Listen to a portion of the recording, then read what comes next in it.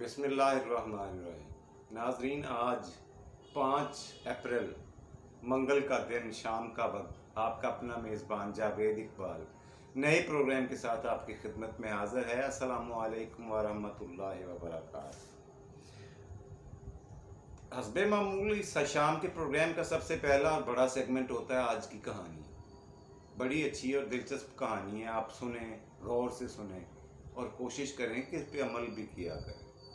جو کچھ آپ اس کہانی سے سیکھتے ہیں، سنتے ہیں، جس نتیجے پر پہنچتے ہیں، اس پہ عمل درآمد بھی کی کوشش بھی کیا کریں۔ ان کو پلے باندھنا ہمارا کام ہے۔ یہ ہمارے اساتذہ کی بتائی ہوئی ہمیں کہانی ہے جو میں آپ کو ٹرانسفر شفٹنگ کر رہا ہوں۔ کہتے ہیں کسی گاؤں میں، پرانے وقتوں میں کسی گاؤں میں، گاؤں کیا قصبہ تھا، ایک نہ شہر تھا نہ گاؤں، آبادی تھی، اچھی آبادی تھی، شہر کی ساری سہولتیں وہاں پہ تھیں۔ وہ عورت بذات خود تجارت کرتی تھی، تاجر تھی، اس کا نام تھا عذرا۔ یہ نام میں نے فرضی دیا ہے، اسے فرضی نام رکھا ہے، اگر کسی نام سے ملتا ہو تو برائے مہربانی سے اگنور کریں۔ عذرا نام کی ایک خاتون تھی، تو اس کا خامند اصل میں بہت بڑا تاجر تھا۔ وہ اس کی وفات کے بعد تجارت کا سارا کام اس عورت نے اپنے ہاتھوں میں لے لیا، خود اسے سپروائز کرنے لگی، بہت مال کمایا، منافع کمایا اور لمبے جائیدادوں کی اور پیسے کی ریل پیل کی مالک بن گئی۔ اس کی اکلوتی اولاد اس کا بیٹا تھا ایک، اور کوئی چیز اس کے پاس نہیں تھی، خامد بھی فوت ہو چکا تھا، بہن بھائی بھی نہیں تھے۔ ہاں، پیسے کی کوئی کمی نہیں تھا، رزق اللہ نے بے حسابہ دے دیا تھا۔ اللہ پاک فرماتے ہیں نا کہ میں یرزقو واللہ یرزقو من یشاء بغیر حساب۔ جس کو رزق دینے پہ آتے ہیں پھر حساب بھی نہیں رکھتے اللہ پاک۔ اسی طرح کا رزق اس کے پاس تھا، اس عورت کے پاس۔ بہت مالدار خاتون، خوشحال خاتون، خوشی خوشی وہ اپنے خامند کی موت کو بھی بھول گئی اور اپنے کاروبار میں اپنے بیٹے کے ساتھ مشغول ہو گئی، مصروف ہو گئی۔ کاروبار اتنا لمبا چوڑا پھیلا ہوا تھا کہ وہ اسی کے حساب کتاب میں لگی رہی۔ ہوا یہ کہ اللہ کا کرنا یہ ہوا کہ کچھ عرصے کے بعد، ابھی اس کا بیٹا جوان بھی نہیں ہوا تھا کہ اس کی وفات ہو گئی۔ ایک لمبی بیماری اسے لگنے کے بعد اس نے ڈھیروں علاج کروائے، مگر وہ جاں بر نہ ہوا اور وفات پا گیا، خالق حقیقی سے جا ملا۔ وہ عذرا نام کی جو عورت تھی وہ بڑی رنجیدہ ہوئی۔ ظاہر ہے اس کی زندگی کا چشم و چراغ، اس کی آنکھوں کا نور، اس کے دل کا قرار، اس کی دنیا ہی بستی تھی، محور و مرکز ہی صرف ایک شخصیت پوری دنیا میں، وہ اس کا بیٹا، ون اینڈ اونلی سن۔ وہ کسی ایسی بیماری میں مبتلا ہوا کہ تندرستی ملے بغیر اللہ تبارک و تعالی نے اسے فوت کر دیا، وفات پا گیا۔ اچھا، عورت 2 دن تو عذرا اپنے گھر میں بیٹھی رہی، لوگ افسوس کرنے آتے، کر کے چلے گئے، چلتے گئے 2 4 10 دن گزرے تو اسے نیند نہیں آ رہی تھی۔ عورت، اس کے اعصاب جواب دے رہے تھے، اس کے دل دماغ شل ہو رہے تھے۔ وہ بھاگے ایک کہتے ہیں نا کہ ضرورت مند دیوانہ ہوتا ہے، وہ دیوانوں کی طرح بھاگ رہی تھی ادھر ادھر کہ کوئی طریقہ، کوئی سلیقہ، کوئی دوائی، کوئی دم، کوئی درود ایسا مل جائے کہ میرا بیٹا دوبارہ مجھے واپس مل جائے۔ کرتے کرتے گرتے پڑتے وہ ایک دور دراز کے ایک پنڈ میں ایک حکیم صاحب کے پاس گئی۔ ان کا نام، ان کی مشہوری اپنے گاؤں میں سن کر، بہت سی عورتوں سے، مردوں سے اس کے بارے میں سن کر اس کے پاس چلی گئی اور ان سے حکیم صاحب واقعی حکمت تو جانتے ہی تھے، اللہ والے بھی تھے۔ کیوں میں نے یہ کہا، یہ ابھی آپ کو پتا چلے۔ کہنے لگی، حضور بات یہ ہے حکیم صاحب کہ میں آپ کے پاس فلاں جگہ سے آئی ہوں، جتنا آپ کا قد ہے یا جتنا آپ کا وزن ہے اس کے برابر میں آپ کو سونا اور چاندی میں تول کر آپ کو دے سکتی ہوں۔ آپ صرف یہ کریں کہ کوئی نسخہ ایسا بتا دیں کہ میرا بیٹا واپس آ جائے، مجھے مل جائے دوبارہ۔ پیسے اتنے دے دوں گی کہ آپ کی 7 پشتیں بھی بیٹھ کر کھائیں تو ختم نہ ہو۔ اب حکیم صاحب نے تھوڑی دیر کے لیے سوچا اب اس عورت کو کیا جواب دوں میں کہ بیٹا تو گیا قبرستان میں، اب تو اس کی ہڈیاں بھی گل رہی ہوں گی اور یہ اسے واپس لانا چاہتی ہے۔ خیر حکیم صاحب نے کچھ کافی غور و خوض کے بعد اس فیصلے پر پہنچے، اس عورت سے کہا بات یہ ہے بی بی کہ ایک طریقہ ہے کہ تمہارا بیٹا واپس مل سکتا ہے۔ اب اس کے عورت کے چہرے پہ آنے والی امید کی وہ کرن روزے روشن کی طرح واضح نظر آ رہی، جیسے خوشیوں نے ڈیرے ڈال لیے ہوں، جیسے بہار کی موسم کا ایک جھونکا آ گیا ہو اس کے دل و دماغ کی طرف۔ اس نے کہا حکیم جی جلدی سے بتائیں اس کا حل کیا ہے، میری پرابلم کا، میری پیچیدگی کا سولوشن بتائیں مجھے۔ حکیم صاحب نے کہا بی بی آپ ایک کام کرو کہ آپ کے اپنے پنڈ میں لوگوں کے حالات کیسے ہیں؟ کہتی ہے بہت اچھے حالات ہیں، وہاں پہ تو سارے لوگ بڑے خوشحال ہیں، سارے لوگ ذمہ دارا کرتے ہیں، کاشتکاری کرتے ہیں۔ کاشتکاری وہ لفظ جب سنا حکیم صاحب نے تو انہوں نے کہا بی بی بات یہ ہے کہ واپس اپنے گاؤں جاؤ اور کسی ایک گھر سے مجھے ایک ننھا سا چھوٹا سا سرسوں کا بیج لا کے دے دو۔ وہ کہتی لو یہ تو ہر گھر میں ہوگا، ایک بیج میں آپ کو منو لا کے دے سکتی ہوں۔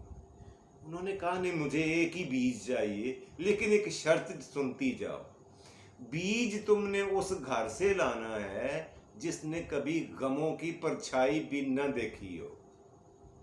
اس نے کہا کوئی مشکل نہیں ہے حکیم صاحب، اس لیے کہ ہمارے گاؤں میں تو کوئی ایسا گھر ہے ہی نہیں جو بہت پریشان ہو، بہت غمگین ہو، بہت دبا ہوا ہو، سہما ہوا ہو، ایسا تو کچھ نہیں ہے، لوگ انتہائی خوشحال اور خوش ہیں، میں کل ہی لے کے آ جاؤں گی۔ چلے گئی جی، وہ عذرا اپنے گاؤں چلے گئی۔ اگلے دن وہ صبح صبح جلدی اٹھ کر ساتھ والے گھر میں گئی، دروازے پہ دستک دی، نوکنگ کی، اور عورت جب گھر سے باہر آئی، اہل خانہ عورت جو تھی، تو اس سے پوچھنے لگی بہن تمہارے گھر میں کبھی کوئی غم تو نہیں آیا؟ تو ایک طنزیہ مسکراہٹ، ایک غم زدہ مسکراہٹ اس کے چہرے پہ نمایاں ہوئی عورت کے۔ اس نے عذرا کو ہاتھ سے پکڑا اور دروازے سے اندر رہ گئی، لے جا کر اسے پانی پلایا، اسے اپنے پاس بٹھایا اور کہنے لگی بات یہ ہے کہ ہمارے یہاں میرے میاں کو فوت ہوئے 6 سال ہو گئے ہیں، اس وقت میرے 5 بچے ہیں جو نابالغ ہیں، چھوٹے ہیں، ان کو کھانے پلانے کے لیے میں کئی دنوں سے مزدوری کر رہی ہوں، لیکن مزدوری کرنے جاؤں تو پیچھے سے یہ بچوں کو اغوا ہونے یا گم ہو جانے کا اندیشہ ہوتا ہے، ان کو ہمسایوں کے گھر چھوڑ کے جاؤں تو وہ مارتے ہیں، انہیں یتیم سمجھ کر، بے آسرا سمجھ کر ان کو پھینٹی لگاتے ہیں، چھتراول کرتے ہیں۔ تو اب میں کچھ دنوں سے کام پر نہیں جا رہی، مجھے بخار آیا ہوا ہے، میں کام پہ نہیں جا رہی تو ہمارے گھر میں کل سے کھانا نہیں پکا۔ عذرا بھاگے بھاگے اپنے گھر گئی اور کہتی ہے بہن تم بھی حوصلہ رکھو، رونا بند کرو، میں ابھی آتی ہوں اپنے گھر سے ہو کے۔ عذرا اپنے گھر گئی، وہاں سے اس نے پیسے لیے اور بازار سے کچھ کافی سودا سلف، گھی، دال، چینی، آٹا وغیرہ سودا سلف خرید کر اس نے ایک خچر پر لوڈ کروایا اور لا کر اس عورت کے گھر میں ڈالا اور کہا بہن یہ لو، اپنے خود بھی کھاؤ، پکا کر اپنے بچوں کو بھی کھلاؤ، اور جب یہ ختم ہو جائے نا تو مجھے اطلاع دے دینا، میں آپ کو مزید راشن کا بندوبست کر کے دے دوں گی۔ وہاں سے عذرا بی بی نکلی، اگلے گھر چلی گئی، دوسرے محلے میں جا کے ایک دروازے پہ پھر سے نوکنگ کری، ایک عورت باہر آئی، کہتی عذرا بی بی آپ اس وقت کہاں؟ وہ کہتی بہن پہلے مجھے یہ بتاؤ کہ تمہارے گھر میں کبھی کوئی غم تو نہیں ہوا، کوئی افسردگی، کوئی غم کی پرچھائی آئی ہو؟ وہ رونے لگ گئی زور زور سے، وہ جو عورت تھی، اس نے آہو زاری کرتے ہوئے کہا عذرا بہن اندر آؤ ذرا میں تمہیں بتاؤں۔ میرا شوہر جو ہے پچھلے 3 سال سے فالج زدہ ہے، میرے 6 بچے ہیں چھوٹے چھوٹے، گھر کے سارے برتن تک بیچ دیے ہیں میں نے ان کو کھانا کھلانے کے لیے، اور اب تو گھر میں بھی کوئی ایسی چیز بھی نہیں بچی کہ جو بیچ کر میں کھانا لے آؤں، اور ایسے میں اپنے خامد کا علاج کیسے اور کہاں سے اور کیا کرواؤں؟ ان کو لا کے دینے کے لیے دوائی کے لیے پیسے نہیں ہیں میرے پاس۔ عذرا بی بی نے کہا بہن تو فکر نہ کر، تو رو نہ، میں دیکھ ابھی کے ابھی آئی۔ عذرا بی بی بھاگے بھاگے اپنے گھر گئی اور وہاں سے پیسے لیے، واپس آ کر اس کو بولا یہ لو، اسے اپنے خامد کو کسی اچھے ڈاکٹر یا طبیب کے پاس لے کر کے جاؤ، اس کا پراپر ٹریٹمنٹ کرواؤ اور اپنے بچوں کو کھانا بنا کے دو، اور اگر پیسے ختم ہو جائیں تو آپ نے مجھے اطلاع ضرور دینی ہے۔ ویسے میں گاہے بگاہے چکر لگاتی رہوں گی، پتہ کرتی رہوں گی کہ تمہارے ہسبینڈ کا کیا حال ہے، ان کی صحت بحال ہونا شروع ہوئی ہے کہ نہیں۔ آپ اپنے گھر میں میلاد کرواؤ، میلاد کروا کے دعا کراؤ بچوں سے، ان کو کھانا کھلاؤ، اللہ پاک ان کو صحت اور شفا سے بہرہ مند فرما دیں گے۔ اب عذرا جو تھی اپنے مقصد میں یہاں بھی کامیاب نہیں ہوئی، تیسرے گھر میں چلی گئی، ایک دن میں تقریباً ایک گھر کو ہی وزٹ کرتی۔ تیسرے گھر میں گئی، نوکنگ کی اور کہا بہن میں نے آپ کے گھر سے سرسوں کا بیج لینا ہے، 1 دانہ، مگر یہ بتاؤ کہ تمہارے گھر میں کبھی کوئی غم تو وارد نہیں ہوا؟ اس عورت نے پکڑ لیا اس عذرا بی بی کو ہاتھ سے، اس نے کہا میرے گھر میں آ جاؤ، یہاں بیٹھو۔ بات یہ ہے کہ یہ میری تیسری جگہ پر شادی ہوئی ہے، اس سے پہلے میری 2 شادیاں ہو چکی ہیں، مجھے اللہ نے اولاد کی نعمت سے نہیں نوازا، محروم رکھا ہوا ہے، اور اب یہ میرا تیسرا خامند ہے، اس کے ساتھ میری شادی ہوئے 2 سال ہو گئے ہیں، بچہ یہاں بھی نہیں ہوا، اور اب مجھے یہ بھی گھر سے نکالنے کی طلاق کی دھمکیاں دے رہا ہے۔ تو خدارا اگر آپ میری کوئی مدد کر سکتی تو کرو، ورنہ اس دفعہ میں اپنے میکے جانے کی بجائے کسی دریا میں کود کر خودکشی کر لوں گی۔ میں تنگ آ چکی ہوں اس زندگی سے، ان جھنجھٹوں سے، ان مصیبتوں سے، ان کا مقابلہ کر کر کے میرے اعصاب جواب دیتے جا رہے ہیں، میں یہاں سے جا کے مرنا چاہتی ہوں، جینے سے مجھے کوئی دلچسپی نہیں رہی۔ اچھا عذرا جو ہے وہ اپنا غم بھول گئی، وہ سوچنے لگی کہ یہ میرا غم تو بہت چھوٹا ہے، اس عورت نے تو زندگی میں دیکھا ہی کچھ نہیں۔ اس نے کہا دیکھو میں تمہارے خامد سے خود بات کرتی ہوں۔ اس کے خامد کو بولا بات یہ ہے کہ مجھے پتا ہے تمہارے گھر میں تنگ دستی رہتی ہے، غربت نے ڈیرے ڈالے ہوئے ہیں، تمہارے گھر کا جتنا خرچہ ہوگا میں وہ برداشت کروں گی، مگر تم ایک وعدہ کرو کہ اپنی بیوی کو گھر سے نہیں نکالو گے۔ اس نے بخوشی قبول کر لی شرط، اب اس نے اس کا خرچہ دینا شروع کر دیا۔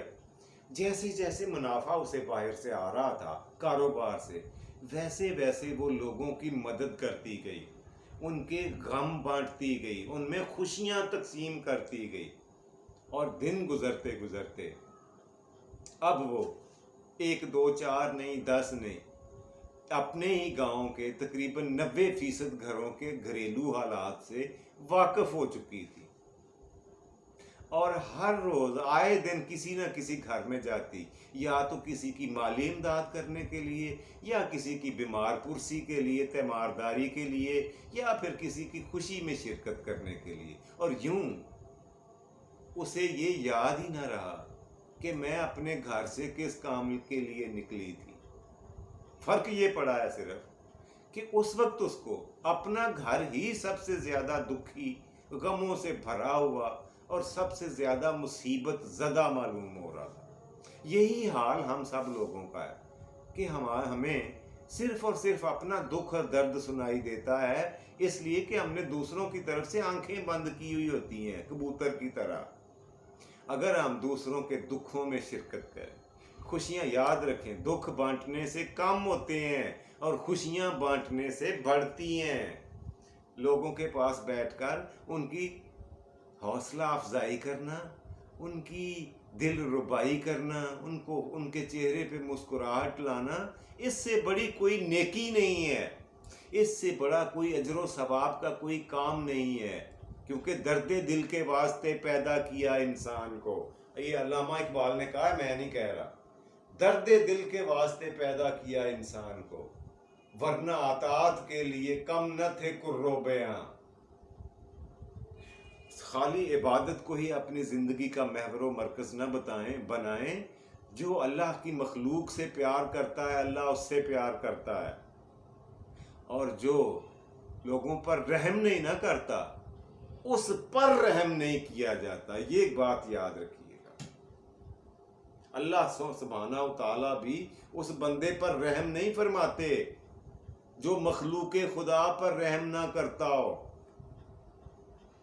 ہماری کوشش کاوش اور جدوجہد یہ ہونی چاہیے کہ لوگوں کے آنسو پونچھیں، لوگوں کی دل آزاری نہ کرنے کی بجائے ان کی دل ربائی کریں، ان کے دل کو لبھائیں، ان کے چہرے پہ مسکراہٹیں بکھیرنے کا موجب بنے، سبب بنے.